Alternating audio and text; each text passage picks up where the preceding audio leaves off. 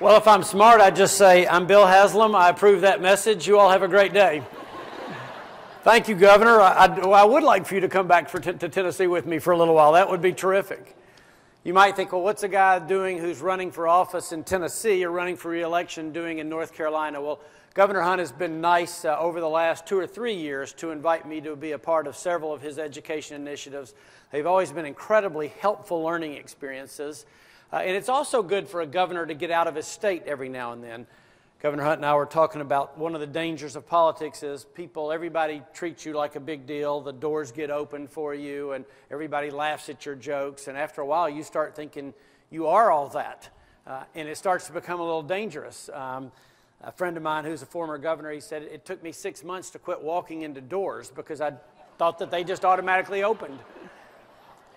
But every now and then doing what we do, you have a really, vivid reminder that you're not all that. A lot of times you'll be somewhere out in public and somebody will see you and you can see them. People think you can't hear when you're governor, and so they'll go, look, that's the governor over there.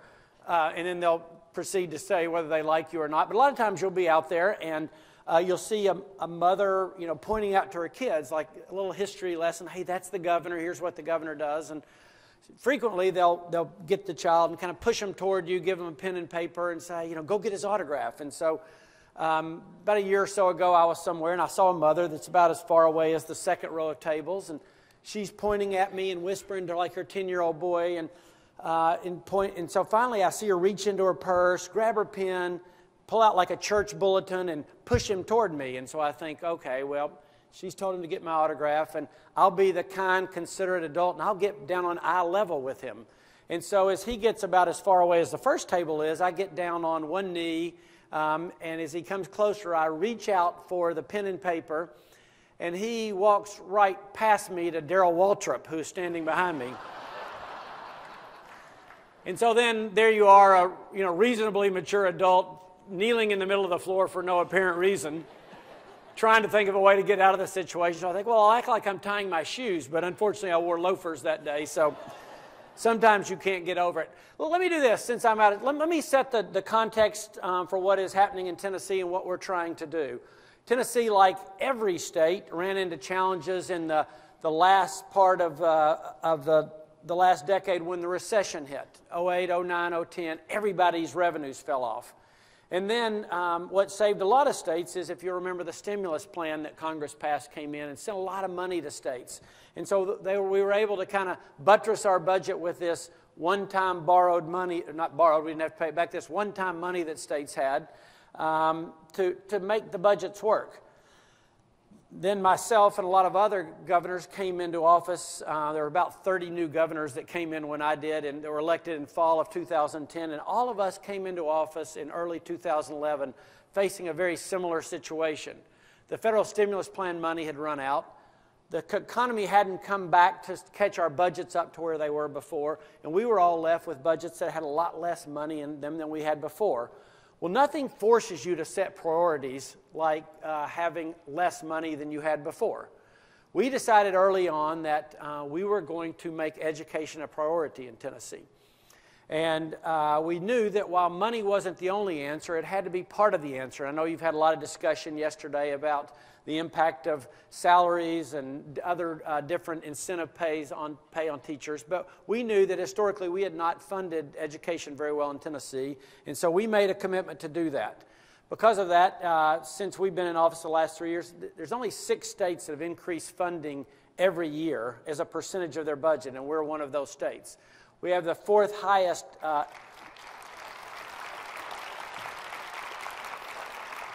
We have the 4th highest increase in education spending, again, as a percentage of the total budget in the past 3 years of the 50 states. I say all that to put it into context of the challenge. So we knew that money was only part of the answer. Our bigger issue in Tennessee was one of raising standards and expectations. I ran for office for almost 2 years, and my wife Chrissy is here with me, and she would tell you that there's very little that is, you can admit this when you're out of state, that is as unenjoyable as campaigning for 2 years, because it's a lot of work. But through the process, you the democratic process forces you to say, here's what I really believe and here's what I care about. And through the process, I became convinced that there was nothing that Tennessee needed more than to raise our expectations in education. Fortunately, my predecessor, a man named Phil Bredesen, again, different party, I'm a Republican, he was a Democrat, but he applied for the money around Race to the Top, the funding that the Obama administration put out there. Tennessee was actually the grand prize winner. We won $500 million. But the money, at the end of the day, was only a side piece of what we gained. What we gained was getting everybody on the same page regarding the need to raise standards and expectations. The year before that, Tennessee had received an F- for truth in advertising regarding the proficiency of where our children were. We were telling the analogy I say, it's like we were telling our parents that it's amazing, 93% of the students in our state can dunk, but they were playing on 6-foot basketball goals. And the analogy I had is that, or the comparison I'd make was this. We were saying that 93% of our kids were tested out as proficient at grade level, but 70% of the students who went to our community colleges needed remedial work when they got there. So there's a pretty big disconnect. We're saying, hey, over 90% of our students proficient, but when they get to community college, 70% of them needed remedial work. So we began the hard work of raising standards and increasing expectations. What did that look like? It meant more math and science courses to graduate. It meant going to, beginning then to adopt Common Core standards, which I'll come back to in a minute. It meant going to a testing basis that we could compare, where we weren't just measuring ourselves against the standards that we had set. We made some other changes as well. As Governor Hunt mentioned, we changed the process for being granted tenure. Prior to this in Tennessee, after 3 years and 1 day, your principal had a decision to make. Either grant tenure, which, as you know, was a right that was going to be almost impossible to lose, or say that we were going to fire you. Those were the only two choices we had.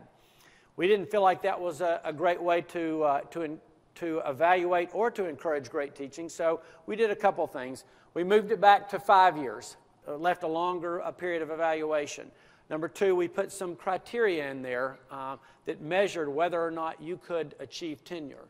We didn't do away with tenure because we felt like it played a valid role, but we made it much more difficult to attain. Prior to this, about 95% of the teachers who stayed for 3 years were granted tenure. You can't, at least in my mind, there's some people that would disagree with me, but you can't tell me that was a high enough bar for granting somebody basically a lifetime right to teach. So we changed that. We also, as I said, focused really hard on how we performed evaluations. When we put a new evaluation plan in for teachers, as you can imagine, it caused quite a bit of discussion. And it was tied, it's based on a combination of students' test results. And again, we can talk and we'll talk later about a lot of the discussion around testing, but also peer and principal evaluation coming into the classroom. When we passed it, the strong pushback was this: you're going to chase everyone out of teaching. You're going to see teachers retire at a level that you have never seen before. Well, our results in Tennessee were this: teachers retired at the exact same rate that they had in the last several years. The only thing that changed is that our better teachers stayed, and our teachers who were rated lower left quicker. We don't have evaluations exactly right, and I'll be the first to say that, but I honestly think that most of the progress that we've made in education, and we can point to a lot of changes we've made, I think come back to an evaluation process that in the past, if you were a tenured teacher, you were evaluated every 5 to 10 years. Now, I don't really care what you do. I don't believe that an evaluation system that has you evaluate only 5 to 10 years on mostly subjective measurements is a great way to advance great performance. And the evaluation process that we brought forth in Tennessee, I think, has made a lot of difference. The other big area of focus we've had is on school leadership. As Governor Hunt mentioned, I came out of business, and I'm pretty sure that I could walk into almost any business, and you could too, by the way, any business that you'd like, and fairly quickly figure out the quality of the leadership of that business. So we can all walk into a restaurant and pretty quickly figure out if the restaurant manager is very good. And the same thing with a hotel or a manufacturing facility. I think a lot of you would agree that that's exact same, that truth exists for school leadership as well. And we realized that in Tennessee we were doing nothing to prepare people to be great school leaders. And so we began a new school leadership program. It's a combined effort of Peabody College, which is Vanderbilt University's education department, the state of Tennessee, and our local school districts. 15-month program. The bulk of the time is spent on in-school training as a principal with a mentor principal, and then the rest of it is spent in learning groups from Vanderbilt University. It's a selective program where we're training 15 to 20 principals a year like that. Obviously, we can't get to scale just doing 15 to 20 principals a year, so we're working hard to see how do we take this program and grow it. But we're committed to having great leaders in every school, and personally, I feel like that might be the thing that we're doing that makes the most difference in all of Tennessee. The results in Tennessee have been very impressive. This past fall, when the I'm always saying this backward, the National Assessment of Education Progress results were released, Tennessee was rated the fastest growing state in the country. Now, you have to understand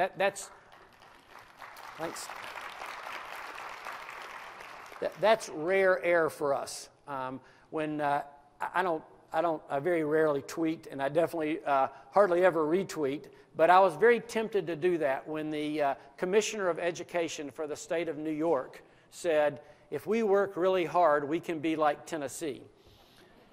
Now, I don't know about you, but you rarely hear people from New York say that they want to be like anyone else, and definitely not like Tennessee. But the results were, to me, not only were we the fastest improving state in the country, we showed the most improvement that any state has since NAEP results were begun 10 years ago. We're doing all that in the context of, it said, if you live in my world, you live in the world of political battles and decisions that are never over. As I said, the state made a commitment to being a part of the Common Core state standards back when we applied to Race to the Top funding. But the battle did not end there. It's one of those interesting places where we're being pressured from both the right and the left. Folks on the left, some of the teachers' associations, don't like the heavy use of data that Common Core calls for. Folks on the right are certain this is a federal takeover of state and local school decision making. And so it's interesting right now, our legislature came into session January 15th, and they'll be there till late April. And this year we have probably 10 bills dealing with Common Core, even though this is our third year of implementation. But the battle goes on. For me, I have said that this is an issue that I was drawing a line in the sand with, if you will, because Tennessee does not have a great track record when it comes to setting our standards. Again, going back to 3 years receiving an F- for truth in advertising. We want and welcome that input that has said, here's what we think every third grader should know in regards to math skills, or fifth graders in terms of reading comprehension. We think Common Core has been a great tool for us to use to move the whole state forward, and I think the results are showing. But when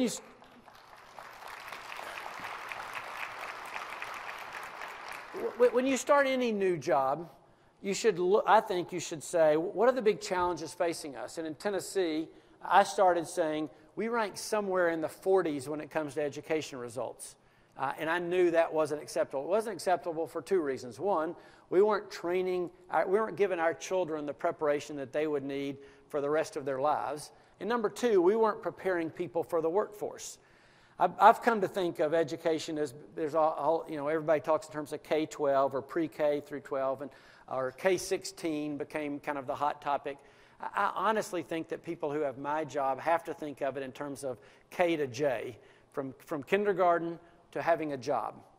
And that's obviously, having a job is not the only purpose of education, but as the place where it's the second largest area of funding for any state is education. It's typically driven by Medicaid, and after that comes education. And with it dominating that big a part of our budget, and our goal to be the highest, or to be the best state in the Southeast for high-quality jobs, we had to make that direct link. And we had to make it because businesses were coming to us and saying, you know, we love your state. We love where you're physically located in Tennessee. You know, if you can be blessed with anything when it comes to competing for jobs, take real estate. And Tennessee happens to have a very good physical location that's easy drive for a large part of the population of the country. People would say, we love your work ethic. You know, Volkswagen moved in and spent $2 billion and added 4,000 employees to build a plant in Chattanooga. And I was talking to their leaders in Germany, and they said, we love being in Tennessee. We love the work ethic. We're building a great car there. You know, we keep waiting for this fake Tennessee nice to wear off. We thought that was just when we were new, but we're starting to think maybe it's genuine. But we really need you to produce a different depth of talent than you're producing. And you start to hear that from enough businesses all across the state of all different types, and it starts to ring true. And I hate to go compete for a company and say, we would love to be there if we felt better about the quality of your workforce. And so the challenge for anyone who does what I do is to make certain not just that Tennessee has enough jobs, but that we have Tennesseans ready for the jobs that will exist. And let me put that challenge in context. In 2025, so just 11 years from now, 55% of the jobs in Tennessee will require a certificate or degree beyond high school. I don't know what the number is in North Carolina, but I bet it's similar or maybe even a little higher given some of the high-tech nature of the jobs that have existed in North Carolina. So 55% will require a degree or certificate beyond high school. You might say, well, that's fine. Where are you now? We're at 32%. 32% of Tennesseans have a degree or certificate beyond high school. So I don't know if it's a one-to-one correlation if we don't get there in terms of unemployment by 1955, but it's pretty close. And so I quickly saw that's going to become one of my biggest challenges. Well, getting people to have certificates or degrees beyond high school doesn't just start when you get beyond high school. Obviously, you have to have the right preparation. And so we're focusing on doing a lot of things like that. If 70% of our students who needed remedial work that went to community college, we had to address that because guess what? If you take remedial work when you go to community college, you only have about a 10% chance of graduating. Because students go there, they realize this doesn't even count for my degree, they get frustrated, and they quickly just drop out and go do something else and go get a job. We push back, and we're beginning that remedial work in high school now, so that when they do get to community college, they're ready to take courses for credit. There's an additional cost, but we think it's worth it. We've put a lot of focus on dual enrollment courses. In Tennessee, if you take a dual enrollment course, you have about a 95% chance of going on to school beyond high school. Right now, it's about 60% of our high school graduates that do that.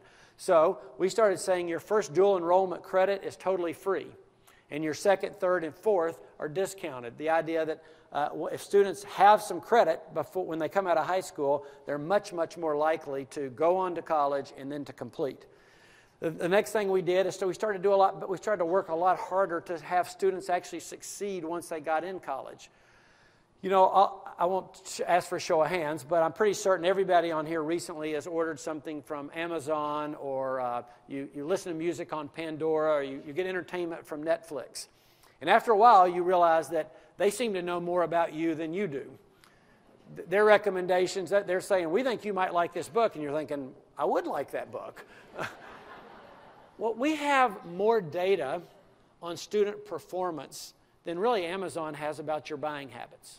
We have hundreds and thousands of transcripts of students for years, and we can compare those transcripts in college and the results of that student with transcripts from high school and with what students tell us they like.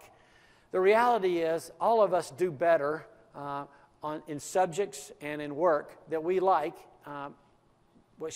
We like things where we do better. I got that backwards. Most of us, if you do well at something, you tend to like it more. And so we have taken that concept and said, let's apply that to college. Let's help that student with a program that we call Degree Compass. Again, it takes the hundreds of thousands of students' histories that we have, combines it with what the talents and interests this student has shown to make a recommendation. We're not telling them, oh, by the way, you shouldn't be an engineer. You have to go use your verbal skills in a different way. But we are showing them people like you who have skill sets like you tend to have succeeded in paths that look like this. One of our big issues is about completion. So we're trying to do everything we can to help students complete. One of the ways we're doing that is to help colleges and universities have the same incentive to have students complete.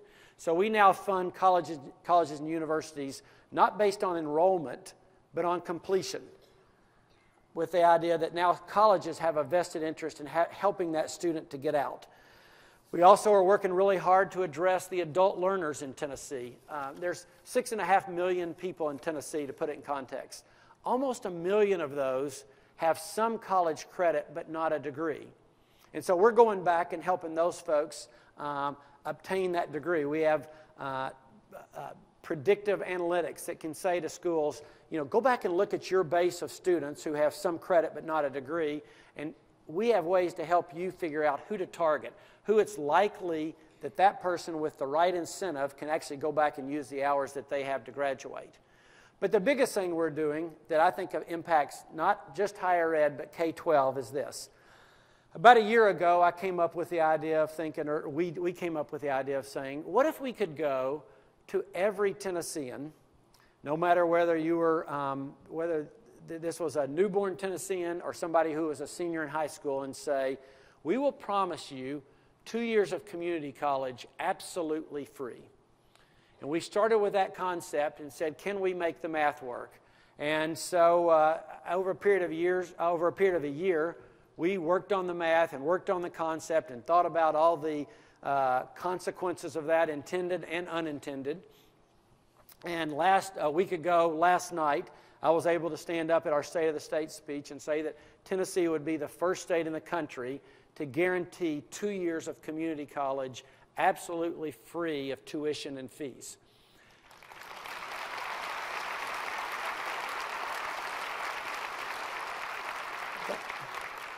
There are people that say, well, why are you doing that? Or aren't you cheapening the value of education? My response is this.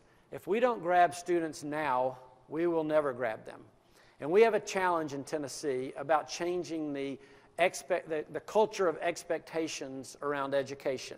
We've begun that battle in K-12, but it continues to higher ed. We have to have people understand that the world that their parents and grandparents grew up in is not their world. And I was out speaking at one of our rural school districts, and I'm speaking to a group of school board members and teachers and students that the county had brought together just to have a discussion about education. And as I'm listening to school board members say, most of our kids don't really need anything beyond high school. Nobody in their family has, and they will be just fine. And so I tried to explain why that wasn't true, that the jobs that will be available going forward are going to look much different than they would in the past. And then they responded, well, that could be true, but we're a very poor county, and there's no way that our students think they'll be able to afford it. And so my idea was, is there any better thing that we can do to shock the system, if you will, than to say, we're going to make 2 years of community college absolutely free. In the end, what we want to be is a state that's about increasing possibility and opportunity. And if we feel like if we do that, then students all the way down the line will understand this does matter now. I really do have a chance to go to school beyond high school. I know here in North Carolina there's a real focus that Governor McCrory and others have made on what we call career technical education, and you might call it vocational education here, but to make a real push to do that. And a lot of people say, well, we have a great program on that. We're pushing that as well, and I think Governor McCrory and others are on the right path in doing that here.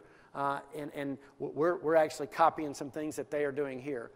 But we also want to communicate to people that that training, the preparation for training for career and vocational work looks a lot different than it did in the past as well. I talked about the Volkswagen factory that was built in Chattanooga. If we went and toured that factory, I think you would say 2 or 3 things. Number one, and the most important would be, I can't believe what a highly automated process this is. I thought I would see people that were working on the assembly line that I grew up seeing in movies. That assembly line is long gone, and what replaced it is an incredibly automated procedure that requires a different set of understanding and skills than existed in the past. In Tennessee, we are committed to this idea that if we're going to be the highest quality state in the Southeast for high quality jobs, or the best state in the Southeast for high quality jobs, it really does begin in kindergarten. It begins with raising standards and expectations all along the way, so that by the time they have the opportunity to graduate from high school, they realize that school beyond high school is a real possibility, and they're actually prepared to do that. I am grateful again to Governor Hunt for the opportunity to be here.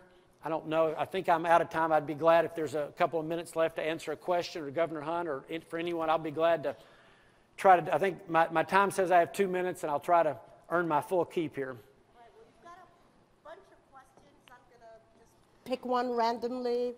What were your challenges with teacher compensation, and how have you taken on those challenges?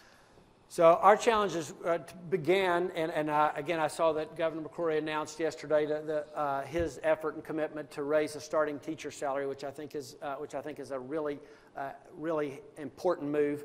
Our challenge around teacher salaries, I think, were really the sense that we were again at the bottom of the pack. So I made a commitment, and there's nothing like being a politician and making a very public commitment. I made a commitment to have Tennessee be the fastest improving state in the country when it came to teacher salaries by the time I left office.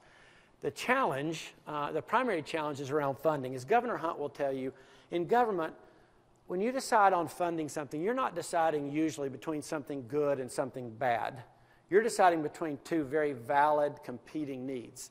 So are we going to spend more money helping foster families afford being able to help children that need it? Are we going to spend more money on mental health issues and people with intellectual disabilities? Are we going to pay teachers more? Are we going to fund higher ed more?